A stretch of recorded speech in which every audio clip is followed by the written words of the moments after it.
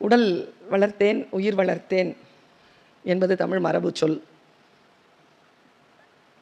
எனக்கு எப்போவுமே ஒரு விஷயம் மனசில் தோணும். இந்த ஆங்கிலத்தில் ஒரு சொல் இருக்கு இல்லையா, ஒரு இஃப் அப்படின்னு ஆரம்பிக்கும். If wealth is last nothing is last, if health is lost something is last, if character is last. நான் இன்றைக்கு இருக்கக்கூடிய தலைமுறை குழந்தைகளோடு பழகுகின்றவள். என்னை பொறுத்த அளவில் கேரக்டர் அப்படிங்கிறது அது எங்கேயுமே காணாமல் போகாது, அது இழக்க முடியாது. குணம் அப்படிங்கிறதும் குற்றமற்ற குணம் என்பது நம்முடைய மரபில் இருப்பது. சந்தர்ப்ப சூழ்நிலைகளால் நம்முடைய குணம் கெட்டுவிடக்கூடாது என்பதற்காக ஆழமான மரபை பின்பற்றுகின்றவர்கள் தமிழர்கள். அதனால் அது நம்முடைய பொறுப்பு. எனக்கு தெரிஞ்சு 45 வயசு கடந்த உடனே எனக்கு வந்த ஞானம், if money is lost something is last,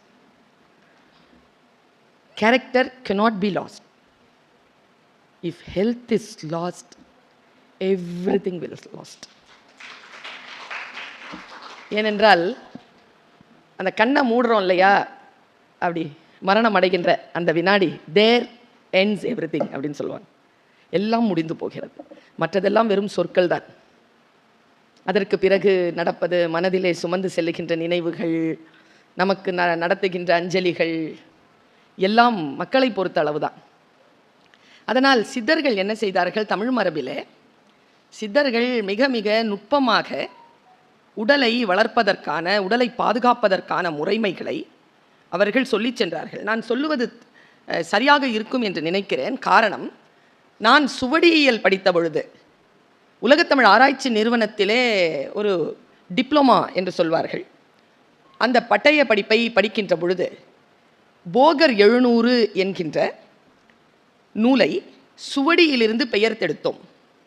அப்பொழுது 10 பாடல்கள் சுவடியிலிருந்து படியெடுக்கும் பொறுப்பு என்னுடைய பட்டய படிப்பிற்கான ப்ராஜெக்ட்னு சொல்லுவாங்கள்ல, அப்படி வழங்கப்பட்டது. அப்படி என்றால் போகர் 700 ஒரு 10 பாட்டு நான் படியெடுத்திருக்கிறேன். அப்படி படியெடுக்கின்ற பொழுது நம்முடைய பழனி கோவிலிலே இருக்கக்கூடிய நவபாஷாணத்தால் செய்யப்பட்ட முருகர், அந்த கடவுளின் சிலை, அது நவபாஷாணத்தால் செய்யப்பட்டது. அதில் போகருக்கு மிக முக்கியமான பங்கு உண்டு என்று இந்த போகர் 700 சொல்கிறது. அப்படி நான் அதை பெயர்க்கின்ற பொழுது வேறு ஒரு பாடலிலே யாரோ ஒருவர் பெயர்த்து தந்திருந்தார். அந்த வாசகம் ரொம்ப ஆச்சரியமாக இருந்தது எனக்கு. அந்த பாட்டை படிக்கின்ற பொழுது போகர் இப்படி எழுதுகிறார்: தாசி வீட்டிற்கு சென்று வந்திருக்கின்றவனுக்கு அப்படின்ட்டு ஒரு மருந்து இருக்குது. காலையில் 100 செருப்படி, இரவிலே 90 செருப்படி. செருப்படிங்கிறது அவர் மூலிகைக்கு வச்சிருக்கிற பேரு. செருப்படி கொடுன்னு எழுதுகிறார் போகர். ஆக நாம் திருமூலரை படிக்கின்ற பொழுது திருமந்திரம் என்பது அதிலிருந்து எடுத்தது தான். ஒன்றே குலம் ஒருவனே தேவன் என்கின்ற பேரறிஞர் அண்ணா அவர்கள் எடுத்துக்கொண்ட சொல். என்னுடைய இளமை பருவத்தில் என் தகப்பனார் எனக்கு தந்த, தமிழ் தெரியாத என் தகப்பனார் எனக்கு தந்த ஆகப்பெரிய பொக்கிஷம் திருமந்திரம் என்கின்ற புத்தகம்.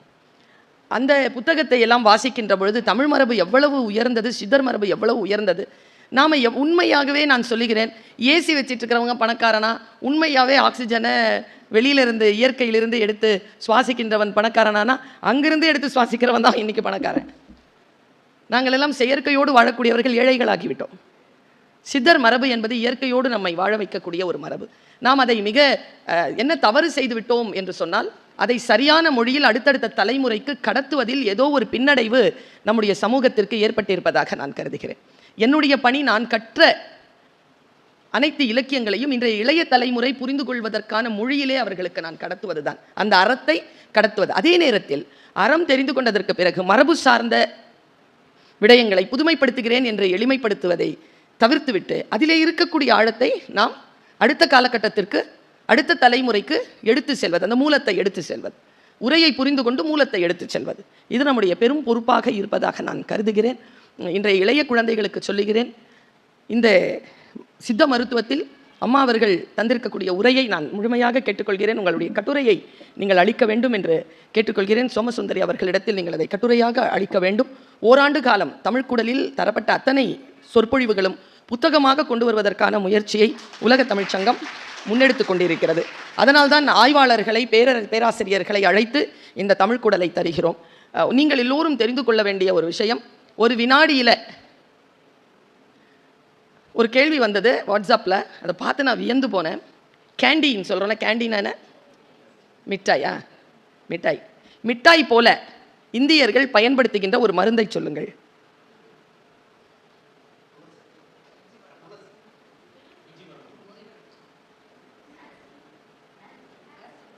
Very good. பேர் சொல்லுங்க. Very good. Dolo 650. Paracetamol sir. நீங்கள் சாப்பிட்றீங்க துளசி, அடுத்த தலைமுறைக்கு அதை நீங்கள் கடத்தலையே. அதுங்க கேண்டி மாதிரி சாப்பிட்றது டோலோ 650 தான். இது பரவலாக இந்தியா முழுக்க கேள்வி கேட்கப்பட்டு தரப்பட்ட பதில். ஆக நாம் மருந்து என்கின்ற பெயரில் விஷத்தை அன்றாடம் உண்டு கொண்டிருக்கிறோம். நம்முடைய தலைமுறைக்கு இன்ஸ்டன்ட் ரிலீவ் வேணும். அப்படி வேணும் ரிலீவ். ஒரு 3 நாளில் எங்கள் பாப்பா சொல்லுவார், ஜலதோஷம் வந்துருச்சுன்னா என்ன சாப்பிட்டாலும், என்ன மருந்து சாப்பிட்டாலும் 7 நாளில் குணமாயிடும், என்ன மருந்து சாப்பிடலனாலும் 7 நாளில் குணமாயிடும்னு சொல்லுவார். என்னன்னா, நம்முடைய மரபிலே நாம் சில மருத்துவ முறைகளை கைவிட்டு விட்டோம். நான் இதை பேச சொன்னால், இந்த தலைப்பில் பேச சொன்னால் 3 மணி நேரம் பேசுவேன். ஏன்னா ஏற்கனவே நாம் ஒரு அழைப்பிதழை கொடுக்க வேண்டும் என்றாலும், வெளியிலிருந்து புது ஆடையை எடுத்துகிட்டு கொடுக்க வேண்டியிருந்தாலும், அதில் மஞ்சளை தடவி தான் நாம் கொடுக்கின்ற மரபு. வாசலை தாண்டுகின்ற பொழுது மஞ்சளையும் குங்குமத்தையும் வாசலில் வைத்தோம். இது எல்லாம் நம்முடைய மரபு. எந்த கிருமியையும் நம்மை அணுகிவிடக்கூடாது என்பதற்காக. இதில் இவ்வளவு கொரோனாவில் அவ்வளவு பேர் செத்தாலும் கடைசி மருந்து அந்த நிலவேம்பு கஷாயத்தில் தான் நின்னது. சித்த மருத்துவம் தான் அதற்கு மருந்து சொன்னது. இப்படி பார்க்கின்ற பொழுது ஒரு பாலிடிக்ஸ் நடக்குது. இது வேறு கடுமையாக சொல்ல வேண்டும் என்றால் இட்ஸ் அ மெடிக்கல் மாஃபியா அப்படிங்கிற சொல்லோடு தான் அந்த மல்டிநேஷ்னல் கம்பெனிஸ் இதை ஆக்கிரமித்து இருப்பதாக நான் கட்டுரைகளை வாசிக்கிறேன். ரொம்ப உண்மையாக சொல்லணும்னா, நீங்கள் இந்த நிகழ்ச்சியிலிருந்து வெளியில் செல்கின்ற போது இந்த சான்றோர்களுக்கு தெரியும், என்னுடைய பேச்சு மொத்தமாக இளைய மாணவிகளுக்கானது. சித்த மருத்துவத்தில் உடலில் இருக்கக்கூடிய ஒரு உறுப்பு, அந்த உறுப்பை விசாரித்து விட்டு தான் மருத்துவத்தையே அவர்கள் குறிப்பார்கள். நோய் நாடி, நோய் முதல் நாடி. பாப்பா உனக்காக தான் பேசிட்டு இருக்கேன். அங்கே எட்டி பார்க்குறது 2 நிமிஷத்துக்கு அப்புறமா கூட செஞ்சுக்கலாம். நான் 2 நிமிஷத்தில் போயிடுவேன். இந்த விஷயம் உனக்கு வராமல் போயிடும்ல. போற்றியது அற்று உணின் என்கிறார். மருந்து எனப்படுவது வேண்டாவாம் யாக்கைக்கு. நாம் என்ன போற்றினோமோ அதை அற்று நாம் மறுபடியும் உண்டால், சாப்பிட்டதை கழித்துவிட்டு மறுபடியும் உண்டால் உடம்புக்கு மருந்து என வேண்டாம் என்கிறார் வள்ளுவர். அப்படி பார்த்தால் எல்லா சித்த மருத்துவர்களும் முதலில் நாடி பிடித்து 3 விஷயங்களை பார்க்கிறார். என்னப்பா 3 விஷயம் அது? சரி, நீங்களாம் சித்த மருத்துவக் கல்லூரியிலேருந்து வந்தவங்களா? ஓகே. அதிலேருந்து அந்த 3 இதுலேருந்து பார்க்குறோம்ல. ஏன் அலோபதியும் நமக்கும் இருக்கக்கூடிய மிகப்பெரிய வித்தியாசம் என்னென்னா, அலோபதி அட்டானமி, அந்த அனாட்டமியில் ஒரு நரம்பு எங்கே இருக்குதோ அந்த நரம்பு இன்னொருத்தனுக்கும் அங்கே தான் இருக்கோங்கிறத கண்டுபிடிச்சதுக்கு பிறகு எல்லாவற்றுக்கும் ஒரே மருந்தை அவர்கள் கொடுக்க தொடங்கினார்கள்.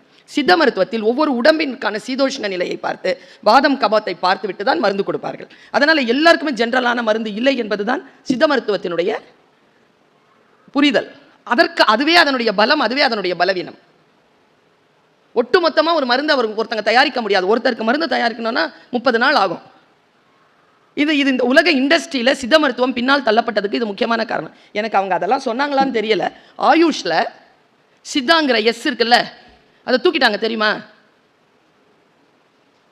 தெரியாதா? தூக்கிட்டாங்க. ஆயுஷ் அப்படிங்கிறதுல எஸ் இருக்குல்ல, ஆயுஷில் சொல்லுங்க என்னென்ன? ஆயுர்வேதிக், யுனானி, அலோபதின்ட்டிங்க பாருங்க. ஆயுஷ்ங்கிறது ஆல்டர்னேட்டிவ் மெடிசன்ஸ். ஆல்டர்னேட்டிவ்ங்கிற சொல்லே தப்புங்கிற நான். அதான் மெடிசனே, நீ என்ன ஆல்டர்னேட்டிவ்ங்கிறத அப்படிங்கிறவ நான். மாற்று எப்படி? அதுதான் மருத்துவமே. நீ என்னதை மாற்று மருத்துவம் என்கிறாய்? நம் மரபிற்கான மருத்துவம் இல்லையா அது? ஆயுஷ்னு ஒரு அமைப்பை மத்திய அரசாங்கம் ஏற்படுத்தியது. அதில் சொல்லுங்க ஆயுஷ்ங்கிறதுக்கு என்ன? ஹலோ மேடம், லேட்டாக வரவங்களை வேடிக்கை பார்க்காதீங்க. எக்ஸாம் எழுதணும்ல, கொஸ்டின் கேட்டா. ஆயுஷ்ங்கிறது என்னம்மா? சித்த மருத்துவ மாணவர்கள்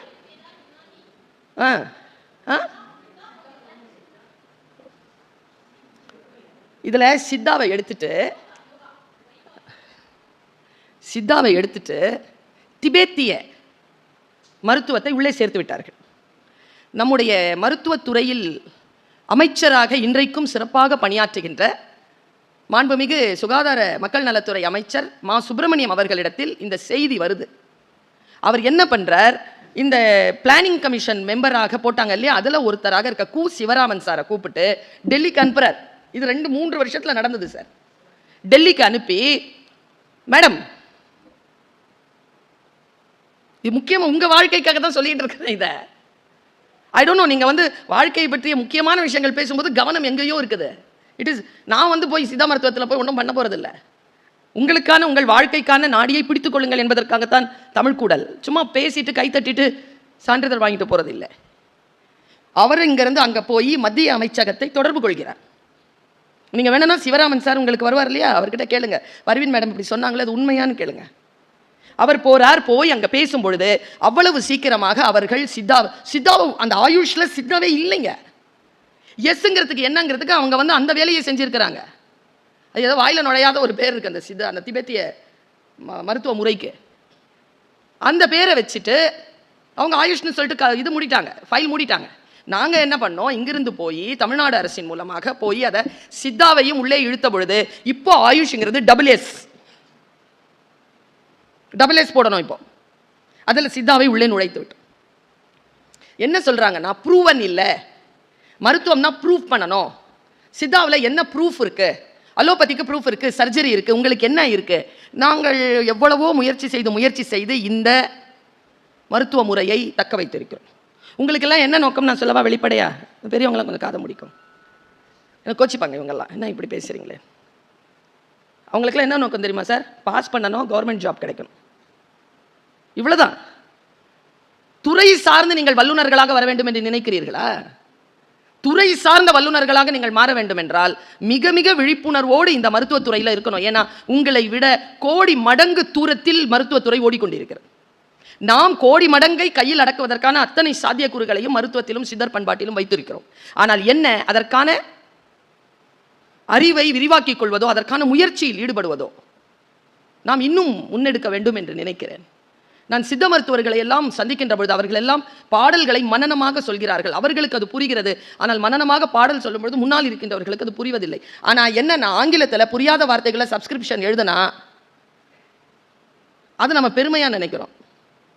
ஆனால் சித்த மருத்துவத்தில் புரியாமல் ஒரு பாட்டு சொன்னால் அது நமக்கு மண்டையிலேருந்து அப்படி போயிடுது. சரி, என்ன இருந்தாலும் வெள்ளையாக இருக்கிறவன் பொய் சொல்ல மாட்டான், இங்கிலீஷ் பேசுகிறவன் புத்திசாலி. மொழி என்பது அறிவல்ல, ஆங்கிலம் என்பது அறிவல்ல, மொழி. அது முதல்ல நம்ம புரிஞ்சுக்கணும். சிவப்பு என்பது அழகல்ல, நிறம். பெரியார் சொல்லிக் கொடுத்தது இது எங்களுக்கு. ஆக நீங்கள் சித்த மருத்துவத்தை உங்களுடைய லைஃப் ஸ்டைலாக எடுத்து பேரார்வத்தோடும் பெரும் பாய்ச்சலோடும் நீங்கள் அந்த மருத்துவத்துறைக்கு வந்தால், முதியவர்களாக இருக்கக்கூடிய முன்வரிசையில் உட்கார்ந்திருக்கின்றவர்கள், நடுவயதில் இருக்கக்கூடிய என்னை போன்றவர்கள் இன்னும் கூடுதலாக ஆயுள் காலத்தில் வாழ்வோம். அந்த நம்பிக்கை தானே. நீங்கள் அதை முன்னெடுங்கள், சித்தருடைய பண்பாட்டை முன்னெடுங்கள், சித்த மருத்துவத்தை உங்களுடைய வாழ்வியலாக கொண்டு அதை எங்களுக்கும் பரப்புங்கள், சமூகத்திற்கும் பரப்புங்கள். இந்த நிகழ்ச்சியை நாங்கள் வித்தியாசமாக, தமிழை வித்தியாசமாக நாங்கள் கட்டடக்கலை, மருத்துவம், இசை எல்லா விதத்திலும் இந்த தமிழை நாங்கள் தமிழர்களுக்கு கொண்டு சேர்ப்பதற்காக முயற்சியில் ஈடுபட்டிருக்கிறோம். எங்களுடைய இந்த முயற்சிக்கு உதவி செய்யக்கூடிய மதுரை வாழ் தமிழ் அறிஞர்களுக்கும் தமிழ் ஆர்வலர்களுக்கும் உலகத் தமிழ்ச் சங்க உறுப்பினர்களுக்கும் நீங்கள் எல்லாருமே மனைவிக்கலை எழுந்து நின்று ஒரு சிலருக்கு கை தட்டணும். நீங்கள் எழுந்து நில்லுங்க, நான் ஏன் கை தட்டணும்னு சொல்கிறேன். மாணவர்கள் மட்டும் எழுந்து நின்றால் போதும், மற்றவங்கெல்லாம் உட்காந்துருங்க. மாணவர்கள் மட்டும் எழுந்து நின்றால் போதும். கைத்தட்டல் உங்களுக்கு தான். ஸ்டாண்டிங் ஓவேஷன் கொடுக்கும்போது யாருக்கு ஸ்டாண்டிங் ஓவேஷன் கொடுக்குறாங்களோ அவங்க உட்காந்துருக்கணுங்கிறது மரபு. தமிழ்குடலில் உலகத்தமிழ்ச் சங்கத்தில் எந்த தமிழ் நிகழ்ச்சிகள் நடந்தாலும் உலகத்தமிழ்ச் சங்கத்தில் உறுப்பினர்களாக இருக்கக்கூடிய தமிழ் சான்றோர்களும் தமிழ் அறிஞர்களும் தொடர்ந்து எங்களுக்கு ஆதரவு தந்து கொண்டே இருக்கிறார்கள். இந்த அவைக்கு வந்திருக்கக்கூடிய அத்துணை தமிழ் சான்றோர்களுக்கும் அறிஞர்களுக்கும் இளைய தலைமுறையாக இருக்கக்கூடிய நீங்கள் கைத்தட்டி அவர்களுக்கான வரவேற்பை நீங்கள் உறுதி செய்ய வேண்டும்.